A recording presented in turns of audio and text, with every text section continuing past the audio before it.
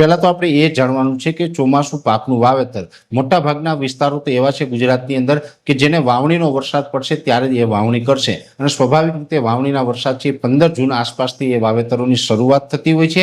પણ ઘણા બધા વિસ્તારો એવા છે કે જેને ખેતર ખાલી છે અને ચોમાસા પહેલા જે વાવેતર કરી દેવું છે, જે અર્લી સોઈંગ કરતા હોય છે, એના માટે ખાસ અહીંયા સમજવા જેવી બાબત એ છે, દર વર્ષે અમે આપને અપીલ કરતા હોય છે કે 25 મે પછીથી જ વાવેતર કરવું। શું કામ? તો કે પાછળથી જે વરસાદ છે એ આપણું ક્યાંય ને ક્યાંય નુકસાન ન કરે, એટલે એવી અમે અપીલ કરતા હોય છે। અને આ વર્ષે અમે અપીલ કરી રહ્યા છીએ કે તમે 15 મે પછીથી ગમે ત્યારે તમે વાવેતર કરો તો એ વાવેતરનો યોગ્ય સમય ગણાશે। એટલે 15 મે તો કમસે કમ જવા દેવી, એ પહેલા આપણે કોઈ મિત્રોએ ખરીફ પાકનું વાવેતર છે એ વહેલું ન કરવું। 15 મે થી લઈ અને પછી તમે 15 જૂન સુધીમાં ગમે ત્યારે વાવેતર કરશો તો પણ એ ઓરવેલું એટલે કે ચોમાસા પહેલાનું વાવેતર ગણી શકાશે। ખાસ કરીને મહત્વની વાત એ પણ છે, મોટાભાગે ઓરવીને વાવેતર કરતા હોય છે એમાં મુખ્યત્વે મગફળીના વાવેતરનું પ્રમાણ છે એ વધુ જોવા મળતું હોય છે।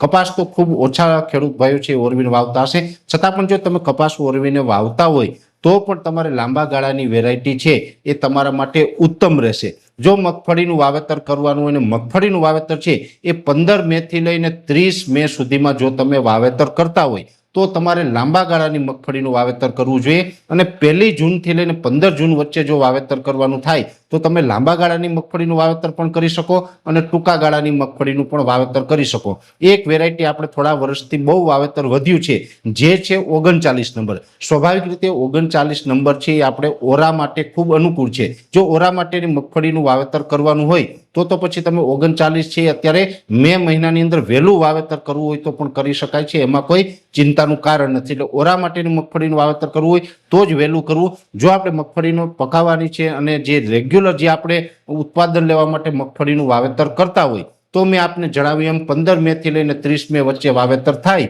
એમાં લાંબા ગાળાની અને 1 જૂનથી લઈને 15 જૂન વચ્ચે થાય એમાં તમે લાંબા ગાળાની તથા ટૂંકા ગાળાની બંને મગફળીનું વાવેતર છે કરી શકો છો।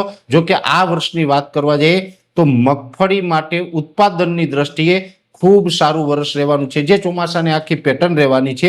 જો કે હવે ટૂંક સમયમાં આપણે ચોમાસા વિશેના કાર્યક્રમ પણ રજૂ કરી દઈશું, પણ જે રેગ્યુલર જે આપણી ચોમાસાની પેટર્ન રહેતી હોય છે એ ચોમાસાની પેટર્ન આ વર્ષે એવું દર્શાવી રહી છે કે વધુ ઉત્પાદન લેવા માટે મગફળીનું વાવેતર છે એ આ વર્ષે ગુજરાતની અંદર ખૂબ યોગ્ય રહેવાનું છે। એટલે વાતાવરણની દ્રષ્ટિએ ખૂબ સપોર્ટ મળવાનો છે। પછી ભાવ છે એ તો પછીની વાત છે, કેવા ભાવ મળે એ આપણા નસીબ ઉપર છે, પણ ઉત્પાદન છે એ મગફળીની અંદર આ વર્ષે સારું રહે તેવી પૂરી શક્યતાઓ વાતાવરણની દ્રષ્ટિએ અમને લાગી રહી છે।